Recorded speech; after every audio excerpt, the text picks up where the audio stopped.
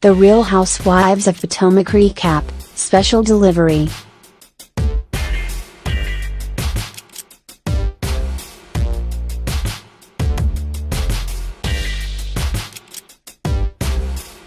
What do you get when half the cast of dress up as Wolverine, a guitarist for ZZ Top, and Robert's a barge and then hop into the Mystery Machine for a road trip out to Great Falls? It's either a stroll through my childhood or the last 5 minutes of this week's episode of The Real Housewives of Potomac. The ladies are back from France, they're getting feisty, so let's just jump into it. Everyone seems to have a busy day planned.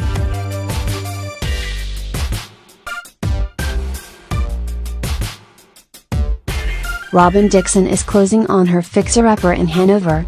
Monique Samuels gets the breakdown of how the kids did while she was away.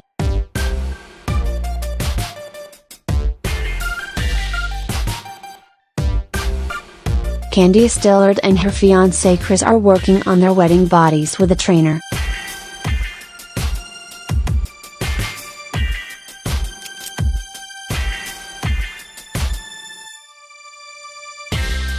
Finally, Gisele Bryant meets up with her hairdresser/friend, Cal, for lunch. Cal and Gisele share their latest gossip.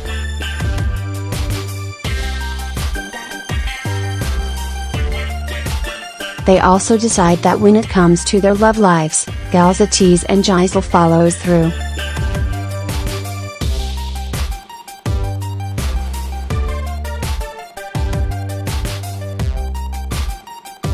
Cal asks about France and Gisele wows him with her newfound language skills.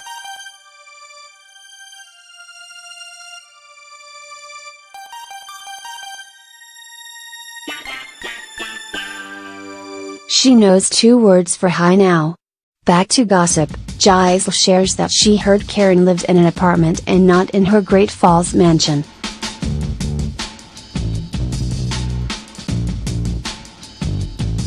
She's just sick of Karen lying.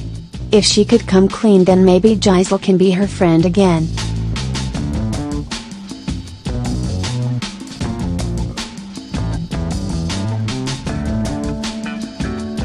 Ashley Darby is still unpacking from the trip.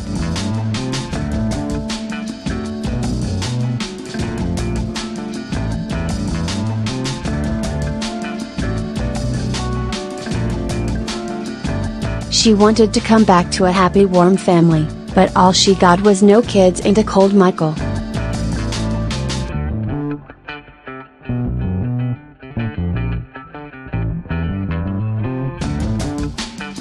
At least her dog was happy to see her. She decides to call her mom. Even though she hasn't gotten rid of her deadbeat boyfriend, her mom is doing better.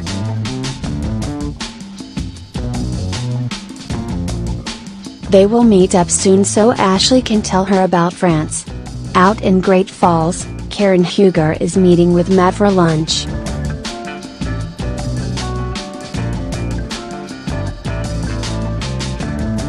While she waits for Matt, she tells us that she and Ray really are having a tough time with his IRS problems, and Gisele and Ashley attacking her with comments about Erica Lyles and Ray's dried up penis are not helpful.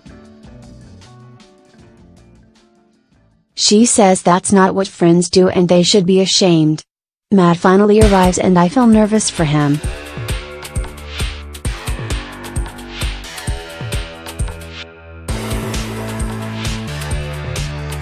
Karen cheers him with champagne.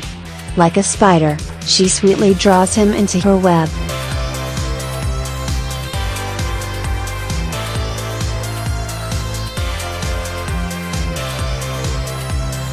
Matt has been a hot topic all season, and she tells him that he especially was in France. Matt squirms nervously.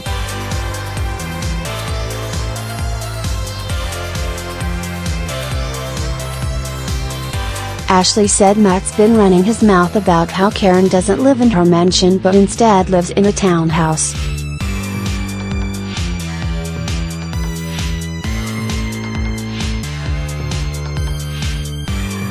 Matt breaks into nervous giggles. Matt clarifies, when he met Karen, she lived in Ray's townhome.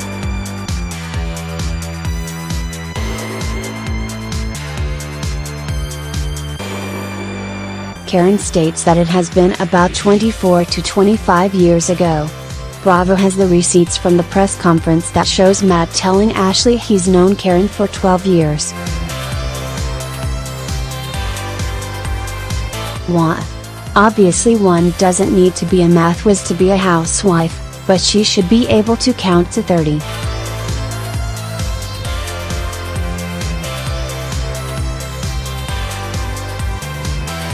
Karen decides to believe Matt. After all, Karen thinks Ashley lies and looks like an idiot.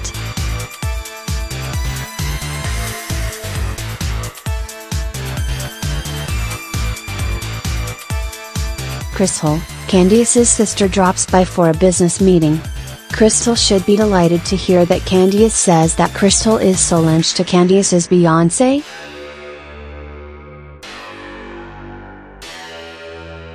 Big sisters, and am I right? They still want to get the storefront going, and decide to call their bank. Ha, just kidding, and they call mommy.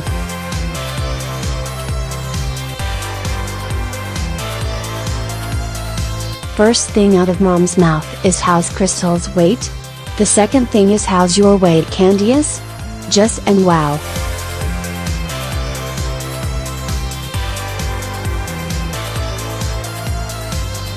This tells me more about Candiace in one scene than the other 16 episodes put together.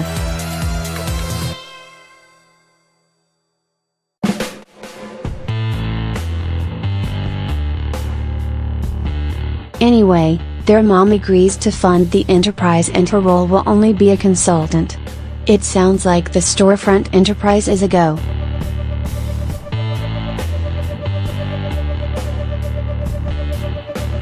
Back at Robin's investment property, it's time to bust down a few walls. She wants to do it right and make the most profit possible, so she's called in a crew to help.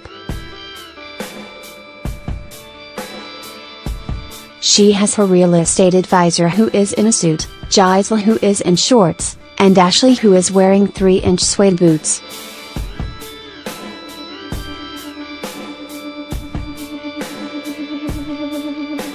This goes about as well as you'd expect. They make a 1 square foot hole in the wall and call it a day.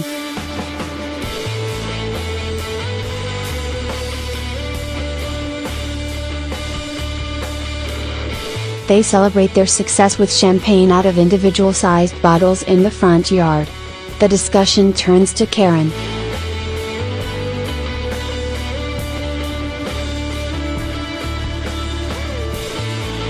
They call her a liar and Robin says just once she would like Karen to say her life is a mess. Then they could move on.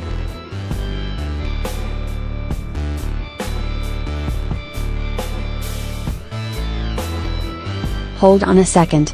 At the beginning of the season, Karen actually did call Robin and for hours said exactly that.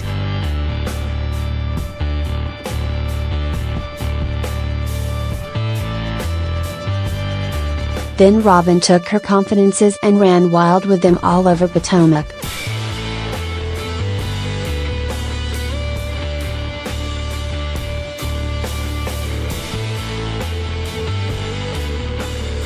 It's one thing to not believe Karen, but in my humble opinion, Karen doesn't tell them the truth.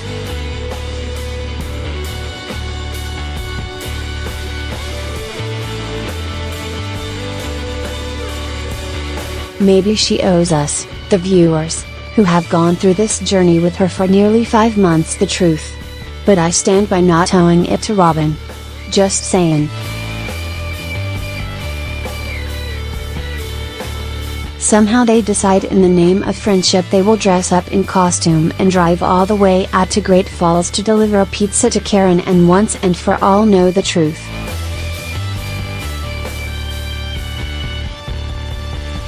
Out in Great Falls, Karen is setting the table for 6. The table looks beautiful with linen napkins and fancy plates.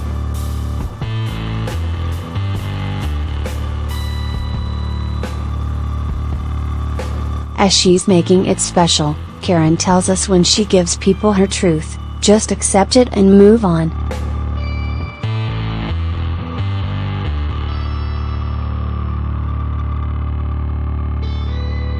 Don't twist everything and call it a lie. Karen lives in her house, but she doesn't invite the likes of Ashley over for dinner.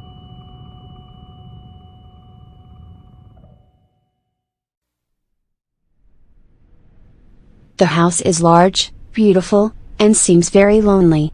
Karen sits down at one of the settings on her table and eats her lunch alone.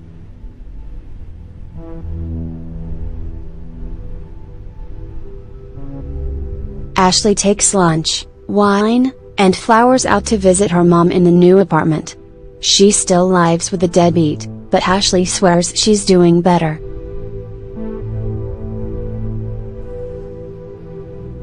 They talk kids and Michael's disinterest in having any more.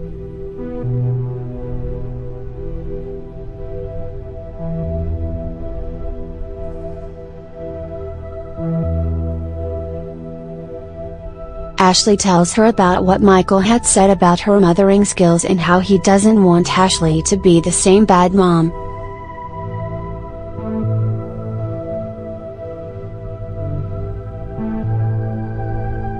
She's stunned silent, and Ashley does seem pretty mean to be telling her this.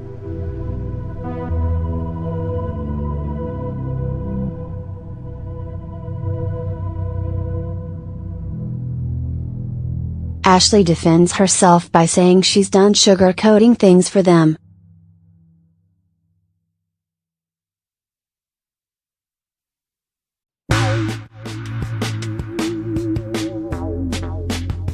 Her mom's theory is similar to her uncle's.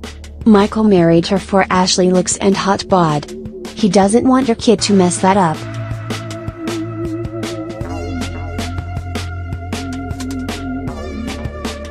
Then her mom reminds Ashley that Michael's not exactly father of the year, and really the entire conversation is a hot mess that I want to fast forward through, so let's move on. Karen, Monique, and Candiace meet at the Capitol Harvest Festival. Karen likes to hang with these two because they're messy but in a good way.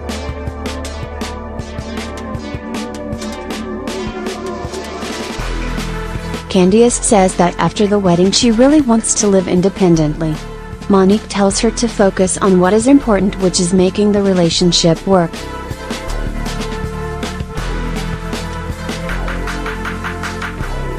After you say I do, the real work begins, and marriage isn't all sunshine and rainbows. Candiace's biggest fear is that she'll end up divorced like her parents.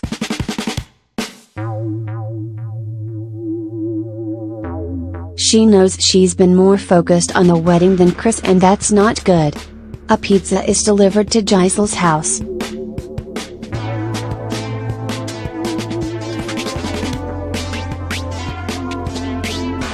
Robin and Ashley arrive and they get into their costumes. They look ridiculous.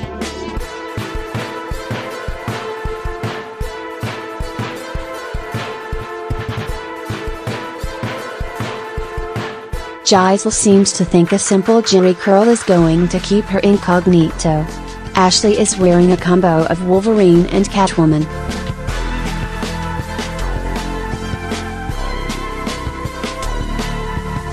And Robin and Mo dear, what can I say? She's a mess from head to toe, and how did Giselle talk her into wearing the man jeans and beard?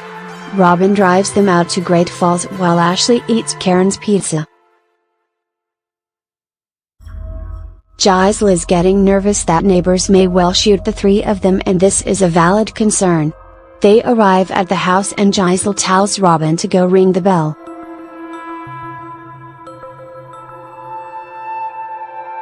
No. It's Giselle and Ashley's idea. They have to go with her. Robin sneaks to the door, pizza box in hand.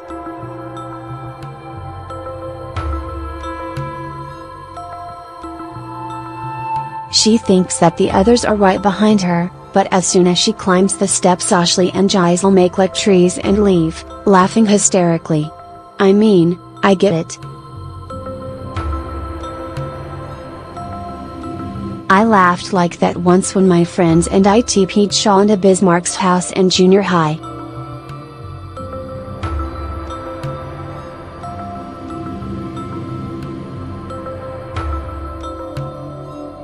I wonder if Karen will take it any better than Shonda's mom did.